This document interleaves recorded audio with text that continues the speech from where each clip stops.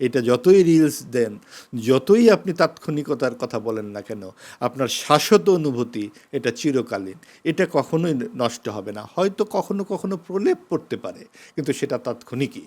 আমি সাথে সাথে আবার জীবন দাসের কথা বলি। জীবন দাস আমার সবচাইতে প্রিয় কবি জীবন দাস। তো জীবন দাসের মানে প্রতিটা, যখন আমার কাছে মনে হয় যে ভাল লাগছে না কোনো কিছু, আমি একটা কবিতা পড়ি। পড়ার পরে আমার কাছে মনে হয়, সবসময় মনে হয় এটা যে একটা অন্য একটা মোহের জগতে চলে গেলাম। তো সেই হয়তো জীবন দাসকে অনেকেই কপি করছে, আমি নিজেও কপি করছি, কিন্তু আমি কি জীবন দাস হতে পারছি? নিশ্চয়ই পারিনি। ওই যে মোহর জগতে আমার কাছে মনে হয় যে এই লোকটা যদি তার জীবন দশায় যদি একটু আর্থিকভাবে একটু সচ্ছল হতো, সে তার পরিবারের সাথে যদি একটু তার সচ্ছলতা হলে সে হয়তো আরও কিছুদিন বাঁচত। এরকম ট্রামের মধ্যে, আপনি জানেন যে ট্রাম, কলকাতার ট্রামগুলো যে চলে, ওর চেয়ে মানুষ জোরে দৌড়াতে পারে। ওই ট্রামের নিচে পড়ে একটা মানুষ মারা যাবে।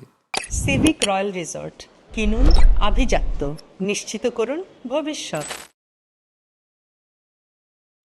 বা জানি না সে আত্মহত্যা করছে কিনা, নাকি সে সত্যি, তাকে আত্মহত্যা করার কথা না। সে আসলে যে এই ধরনের কবিতা লেখে, যখন গিয়েছে, যখন গিয়েছে ডুবে পঞ্চমীর পূর্ণিমার চাঁদ, পঞ্চমীর পঞ্চমীর চাঁদ মরিবার মরিবার হলো হলো তার তার স্বাদ। স্বাদ। তো এই কথা যে লেখে, সে আসলে আত্মহত্যা করতে পারে না। সে ওই ঘোরে হয়তো ভাবতে ভাবতে ট্রামের সামনে পড়ে গেছে, বুঝতে পারেনি, এরকম কিছু একটা হয়েছে।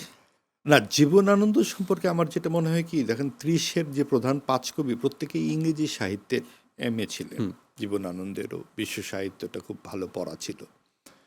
রবীন্দ্রনাথের থেকে তাদের যে পার্থক্যটা, জীবনানন্দ দাশ, বুদ্ধদেব বসু, বিষ্ণু দে, সুধীন্দ্রনাথ দত্ত, অমিয় চক্রবর্তী, পার্থক্যটা হচ্ছে তারা নাস্তিবাদী ছিলেন প্রত্যেকেই, এবং জীবনটাকে তারা একেবারে বাজিকরের মতো উড়িয়ে উড়িয়ে দেখেছেন। তারা ধ্যানস্থ ওই যে সকালের ভোরে যেভাবে রবীন্দ্রনাথ দাঁড়িয়েছিলেন, অমনটি ছিলেন না। তারা আসলে অনেক বেশি নিজেদেরকে পুড়িয়ে পুড়িয়ে পুড়িয়ে পুড়িয়ে দেখেছেন, এবং এক ধরনের এটাকে আমরা বলতে পারি যে বোহেমিয়ানিজম বলেন, বিভিন্ন ধরনের নিরীক্ষার মধ্যে বলেন, এবং সেই জায়গায় জীবনানন্দ যা করেছেন ঠিকই আছে। এই রকম জীবনযাপনের জন্য, এই রকম একটা দর্শনের জন্য ওনার যে জীবন, আসলে যে যেভাবে পড়েন, নজরুল মাত্র 43 বছর বেঁচেছিলেন। এখন আপনি বলতে পারেন নজরুল তো 80 বছরে বাঁচলে না জানে কি লিখতেন। আসলে এইগুলো আসলে এক একটা খেলার মতো।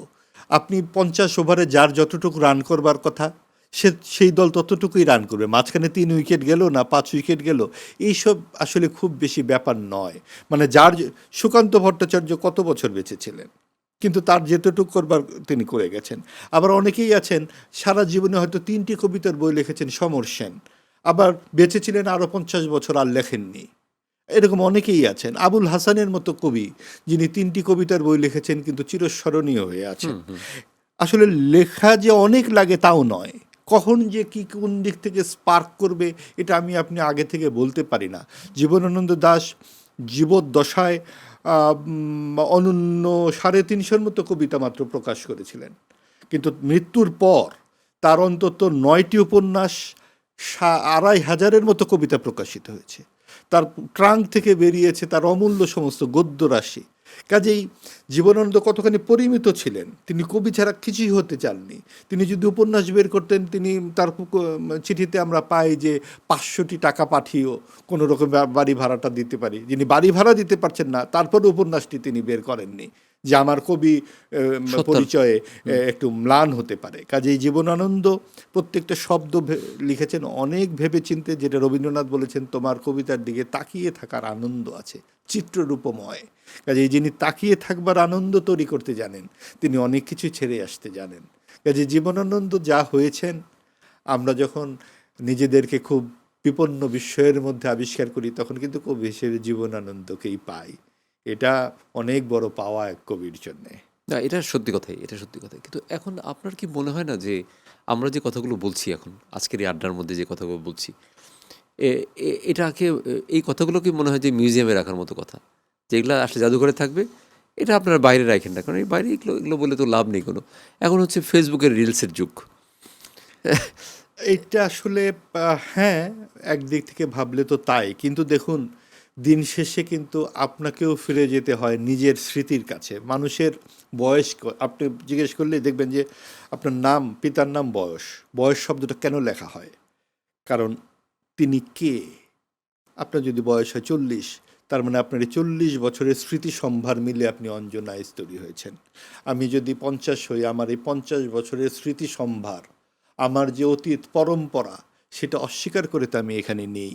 কাজে আমরা যতই তাৎক্ষণিকতার রিলসের কথা বলি না কেন, আমরা কিন্তু আমাদের অতীতের উপরে ভিত্তি করেই দাঁড়িয়ে থাকি। কাজেই আমরা যখন আমাদের পিতামাতার কথা ভাবি, আপনার যে সকলের পিতামাতাই চলে যায়, এই পাঁজর ভাঙার অনুভূতি আপনি আর কিসের সাথে তুলনা করতে পারেন? মায়ের সাথে যে আপনার যে অনুভূতি, আপনি কিসের সাথে করতে পারেন? এটা যতই রিলস দেন, যতই আপনি তাৎক্ষণিকতার কথা বলেন না কেন, আপনার শাশ্বত অনুভূতি এটা চিরকালীন, এটা কখনোই নষ্ট হবে না। হয়তো কখনো কখনো প্রলেপ পড়তে পারে, কিন্তু সেটা তাৎক্ষণিকই। কিন্তু যেটা চিরস্থায়ী, এই যে মমতা, এই যে মাধুর্য, এই যে বোধ, সেটা আসলে শাশ্বত, এর মৃত্যু নাই। সিভিক রয়্যাল রিসর্ট, সবুজে ঘেরা আভিজাত্য।